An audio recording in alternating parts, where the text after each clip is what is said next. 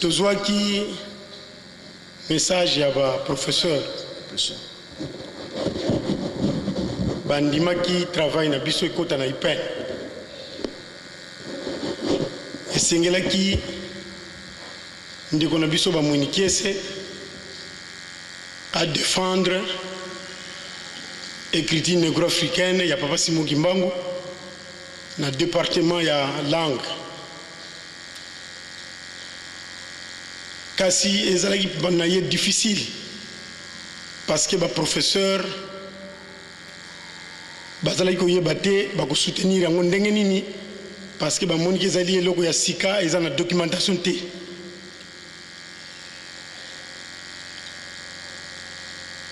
amekaki kobunda baprofesseur mosusu baboyaki kaka balobi ekoki kozala soutenir na université na faculté na biso te pamba te documentation ezali te bayebisi ye achanger sujet ntango asali ndenge wana aye koyebisa ngai nga nalobi na ye meka kotrouve baprofesseur mosusu oexplike bango nani akoko ndima asalisa biso mpo travail na biso ekota kuna parce que soki ekoti mingi bakodécouvrir Papa Simon Kimbangu à travers écriture oyo monene na ye akendaki lisusu akendaki kotrouve professeur oyo baye na ye ntango expliqué malgré baprofesseur mosusu bazalaki koboya mais oyo baye na ye alobi bon likambo te ngai nakomeka kosoutenir yango na kotala soki ekozala ndenge nini mais bana nanu koprépare travail yango alors de temps en temps bandaki koya epa na ngai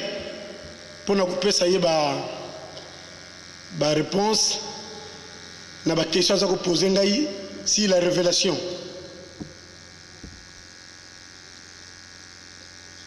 na suka nango ntango travail esili bafixe date oyo ya kodéfendre yango malchance mukolo wana semaine wana mwana noko na ngai akufi ya 40 ans enoko azalaki absent ngambo nazali kobongisa makambo matanga nyonso wana ndenge noko asengaki nabongisa yango na telefone sikoyo date ya conférence ekoki babengi nga nalobi me naza na matanga sikoyo nakosala ndenge nini balobi il faut kaka ozala parce que baprofesseur mingi bazali awa bayebi écriture wana te yo fo ozala mpona kokomplete olakisa ndenge nini ozwilaki écriture wana mpe ndenge nini efonctionnaka heureusement avant 3 jours ntango ye asengaki ngai contribution nga nalobi nakufeli cousine na ngai mwana noko ngambo nazobongisa makambo nyonso vraiment nakoka te benga na nkamba papa salisa biso parce que kodéfendre esengaka fo kozala na moyen nde tobengaki na nkamba papa merci beaucoup papa atinilaki biso mwa enveloppe bango moko baétudiant baswaki mbongo wana baorganisaki yango kitoko alors ntango balobi sala noki oya parce que lelo il faut défense ezala mais yo faut ozala compte tenu ya bapréoccupation na komaki mwa moke na retard balobi loué kaka taxi biso tokofuta awa nde nazwaki taxi express ekena kotikanga kuna na taxi express ekena kotikanga kuna na IPEN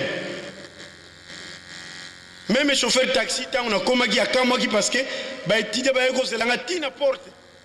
ya entrée ya IPEN ntango taxi ekomi baétudia bazolanda taxi lokola président ya république akomi bato nyonso bazokama baétudia nyonso bazalaki kokama mpona kotuna makambo nini oyo nani oyo ayawa bon voiture ezokende me bango nyonso bazolanda mbangu na nsima tokomi sale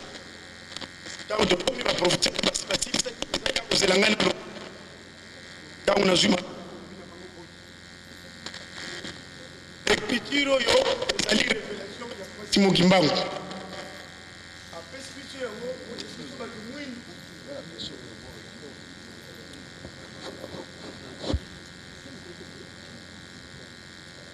apesi biso yango pote biso bato mwindu tozala na base na biso ya développement et pas tokozwi la ba connaissance nyonso oyo tokosalela biloko ya ndenge na ndenge na pesi bango ndakisanga na lobi lokola tozali na faculté de lettres bino awa boza ko étudier ba langue mais ngai nazwaki révélation moko ke ba langue na biso ya Kikongo langue na biso Kikongo ezali langue moko scientifique mabomba mieza na kati nazwaki yango na révélation papa Simo Kimbangu mutaye ko lakisa ngai ayebisi ngai tala na kati ba langue na biso okomona mabomba mieza kuna mais ezali ba mabomba moko scientifique na base ya écriture négro-africaine okoyebela yango nde bana nazwaka révélation wana na bana ko étudier kaka ba langue na biso Kikongo naza ko étudier langue na biso Kikongo Kintandu Kindibu Kiyombe naza ko étudier et tina yako découvrir que ya solo za ba langue scientifique nazolo bango na kombo ya Nzambe papa Simo Kimbangu mutaye ko yebisanga ke mabomba meza na ba langue na biso liyekola yango mais ayebisa ki ngai teke eza na langue boyi kaka lobaki na ba langue na biso banda ko yekola yango na bandi ko yekola ndena yebisa ki ba professeur tala mabomba meza na ba langue na bino na la langue na biso bino boza na département de langue mais mabomba mi wana mingi boyebi yango te na lagisi bango na lobi na komi ngabi na yebisi bango ngabi écriture mando meza ba principe mibale principe de miroir na principe ya optique mais tango na zui momoko ya Kikongo na salango ba moya Kikongo quelques moya Kikongo na salango étude na yeko comprendre que soki to par exemple kombo ya nkuta biso nyo to yebi nkuta ba mama so bazoteka makala batsaka ba nkuta ba makemba ba nkuta nguba alors nkuta wana soko ozui lettre N au garder ozui syllabe nku na syllabe nta soko sali rotation comme ndenge miroir et sala écriture mandombe salaka 5 comme ka 2 comme ka 5 échangeaka soko zun kuna ntaku sangisi o baloli yango boye e ko sala ntaku c'est-à-dire mama soka tien kuta na balabala ya makala swati ya nguba seka zako luka ntaku tete na kati ya kombo ya nkuta soko sali rotation ntaku ko memela ye pétrole te ko memela ye mungwa te memela ye ntaku nkuta mutu soka tiango na balabala atiaka toujours prix yango nde babengaka ntalu na Kikongo parce que mutu akosomba akotuna nkuta oyo combien mutu akoteka koloba ke ntalu ezali 20 francs ou bien 50 francs or na ntalu wana nde mutu azwilaka mayele ya kozwila bénéfice et na ntalu soko sali rotation ya ntana nlu au garde n ekosala nluta lingo loba bénéfice na français. Et tant que ça rotation, c'est-à-dire ce qu'on a en kuta, il faut que tu as pris ezali ntalu. Ce qu'on a en ntalu, zala mayele parce que ntalu ko la bénéfice, yango ne basali rotation nluta. Et ceux qui ont une luta, yango ne muteko sala ozala na ntaku yango muteko sala ko soma marchandise mususu bankute comme ebele et puis mutako na mbongo donc il y a une rotation. Alors ba moana ba koko ba bomba ka yango parce que bazala l'écriture té. Ba mo eza ebele. Na koko cité par exemple kola bampaku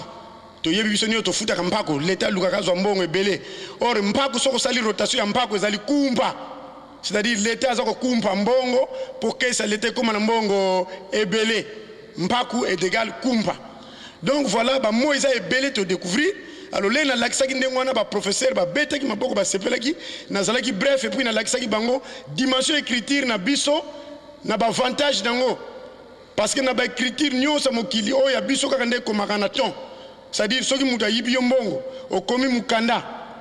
na ndenga yibi yombongo na kanda tango kofongola mukanda fo yebake muta komelinga mukanda asi ayebi kenga na sali mabe pamba te akomi yango na ton